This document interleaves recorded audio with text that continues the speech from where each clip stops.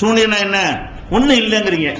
ஒண்ணு இல்லைங்கிறது பாவாண்டியா இருக்கிறீங்க, பெரிய பாவங்கிறீங்க, குப்புருங்கிறீங்க. அதான் ஒண்ணுமே இல்லையே. ஒண்ணும் இல்லாத இப்படி ஒண்ணுமே இல்லாத ஒன்றுக்கு ஒரு தீர்ப்பு சொல்லலாமா அப்படின்னு கேட்கிறாங்க. ஒண்ணு இல்லைன்ற என்ன அர்த்தத்தில் நம்ம சொல்றோம்? ஒண்ணும் இல்லைன்னு சூனியம் இருக்குது. என்ன இருக்கு? சூனியம் என்று சொல்லி ஏமாற்றக்கூடிய அயோக்கியத்தனம் ஒன்று உலகத்தில் இருக்கிறது. அது இருக்குன்னு நம்ம சொல்றோம். சூனியத்தினால் எதுவும் செய்ய முடியாது என்பதற்கு தான் ஒண்ணும் இல்லைங்கிறோம். சூனியம்ங்கிற ஏமாற்று வேலை இல்ல, ஏமாற்று வேலை என்பது இருக்கத்தானே செய்கிறது. அப்ப நான் எதை பாவங்கிறோம்? சூனியம் என்று சொல்லி நீ ஏமாத்துறிய, சூனியம் என்று சொல்லி உனக்கு அல்லாஹ்வை போல செய்ய முடியும் காட்டுறிய, சூனியம் என்று சொல்லி மக்களுடைய பணத்தை சுரண்டிய, சூனியம் என்று சொல்லி மக்களை பீதியிலை பயத்திலே ஆழ்த்திய, சூனியம் என்று சொல்லி நல்லா இருக்கிற குடும்பங்கள் எல்லாம் பிரிக்கிறதுக்கு திட்டம் போடுறிய. அப்ப இந்த மாதிரியான விஷயங்கள் பாவம் என்று சொன்னா சூனியமே இல்லைன்னு அப்புறம் என்ன பாவம்? இல்லாத ஒன்று பாவமாகும். பயங்கரமா கேட்கிறாங்க. கேள்வி என்னது? இதெல்லாம் நெட்டுகள்ல கேட்கிற கேள்வி. சூனியம் ஒண்ணும் இல்ல, ஒண்ணும் இல்லாத ஒண்ணு இப்படி பாவமாகும், இருக்கதானே பாவமாகும். பொய் இருக்குல்ல, பொய் பாவம் தானே. பொய்னா இருக்கிறதா இல்லாததா? பொய் பாவம் தானே. பொய்னா பாவம் தானே. பொய்னால ஒண்ணும் இல்லாத அது எப்படி பாவமானு கேட்கலாமா? அட ஒண்ணும் இல்லாத இருப்பது போல சொல்றதுனால பாவமாகுது. பொய் எதனால பாவமாகுது? அது ஒண்ணும் இல்லதான்.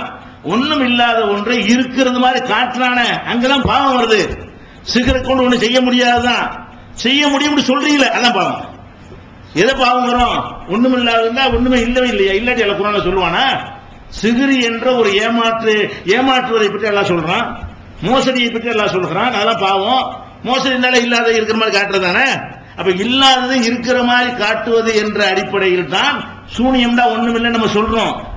அவங்க என்ன செய்ய? நேரடி இடத்துல எடுத்துக்கணும். சூனியம் இல்லைட்டாங்க. சூனியம் தான் ஒண்ணு இல்லை இல்லை அப்புறம் பாவம். இல்லாத ஒண்ணு பாவமாகும். இது ஒரு பெரிய கேள்வி மாதிரி கேட்கிறாங்க. நம்ம இல்லைன்னு சொல்லவே இல்லை. சூனியம் ஒண்ணு இருக்குது. என்ன இருக்குது? அப்படி ஒரு ஏமாற்றக்கூடிய வேலை இருக்கிறது, மக்களை மதிமயக்கக்கூடிய ஒரு தந்திரம் இருக்கிறது, ஒரு மோசடி தொழில் இருக்கிறது. அதை கொண்டு ஒன்னும் செய்ய இயலாதுங்கிறதுனால இல்லைங்கிறோம். சூனியம் இல்லைங்கிற எந்த இடத்துல சொல்றோம்? சூனியம் என்று சொல்லி நீ எனக்கு எதுவும் செய்ய முடியாது, நான் உனக்கு எதுவும் செய்ய முடியாது, எவனுக்கும் எதுவும் செய்ய முடியாது, அதுதான் நாங்க சொல்றோம். அப்ப சூனியமே இல்லை நீங்க அதை எப்படி பாவம்? அந்த ஹதீஸ்லாம் எடுத்து காட்டுறாங்க. ரசூல் ஸல்லல்லாஹு அலைஹி வஸல்லம் சொல்றாங்க, மனிதனை அழித்து நாசமாக்கக்கூடிய 7 பாவங்களை விட்டு விலகிக் கொள்ளுங்கள். இந்த ஹதீஸெல்லாம் போட்டு நெட்ல கேள்வி கேட்டிருக்காங்க. 7 பாவங்கள் சொல்லப்படுகிறது. அதுல 1வது பாவம் ஷிர்க், 2வது பாவம் சிஹ்ர். அப்ப சிஹ்ரை விட்டு விலகிக் கொள்ளுங்கள் ரசூல் எச்சரிக்கிறாங்களே. இல்லாத உண்மையா அப்படி சொல்லிவிட்டார்கள். கேள்வி, இல்லாத உண்மையா பெரும்பாவம் என்று சொல்லிவிட்டார்கள். அப்ப எவ்வளவு அறிவினர்களா இருக்கான்னு பாருங்க. அட சிஹ்ரை பெரும்பாவம் சொன்னாங்கன்னா என்ன அர்த்தம்? சிஹ்ர்னு சொல்லி மக்களை ஏமாத்துறாங்கல்ல, அதுதான் பெரும்பாவம். சிஹ்ர் என்று சொல்லி இல்லாத ஒன்று அல்லாஹ்வை போல நான் செயல்படுவேன்னு சொல்றானே, அதுதான் பெரும்பாவம். அப்ப சிஹ்ர் என்ற ஏமாற்றுதல் உலகத்தில் இருக்கிறது, ஏமாற்றக்கூடிய கலை இருக்கிறது. அதனால் ஒன்று செய்ய முடியாது. பொய், நீ ஏமாந்து கிடக்குற, நீ சுதாரிப்பாக இருந்தால் நீ ஏமாற மாட்ட, நீ ஏமாறக்கூடாது அப்படின்னு சொல்வது விளங்கி கொள்ளாம இந்த ஹதீஸை போட்டு பெரிய வாதங்களை வைக்கிற மாதிரி சொல்றாங்க. இது ஒரு அர்த்தமற்ற ஒரு வரட்டு வாதம். சிஹ்ருங்கிறது இருக்குது. என்ன இருக்குது? ஒரு ஏமாற்றக்கூடிய தந்திர மோசடி இருக்கிறது, ஒரு ஃப்ராட் இருக்கிறது. இப்படிங்கிறத நம்ம ஒத்துக்கிறது தான் செய்யறோம். எது இல்லைங்கிறோம்? சூனியத்தை வைத்து இன்னும் சொல்றேன் கேளுங்களேன். இப்ப நம்ம மைனாரிட்டின்ட்டாங்கல்ல, மெஜாரிட்டி. யார் மெஜாரிட்டி? சூனியம் இருக்குன்னு சொல்ற மெஜாரிட்டி.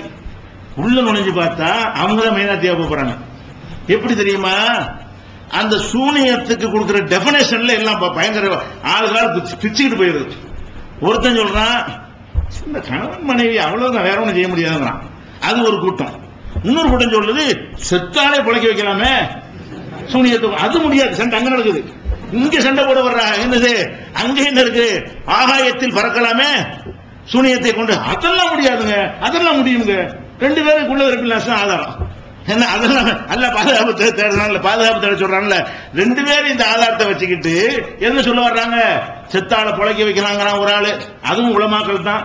ஒரு ஆள் ஆகாயத்தில் பறக்க வைக்கிறாங்கிறான் ஒரு ஆள் மனசுல எப்படி ஏதாவது கணவன் மனைவி பிரிக்கலாமே தவிர வேற ஒன்றும் செய்ய முடியாது.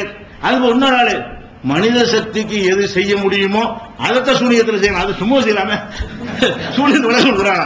மனித சக்திக்கு எது முடியுமோ அதை சூனியத்தின் மூலம் செய்யலாம், மனித சக்திக்கு எது முடியாதோ அதை சூனியத்தில் செய்ய முடியாது.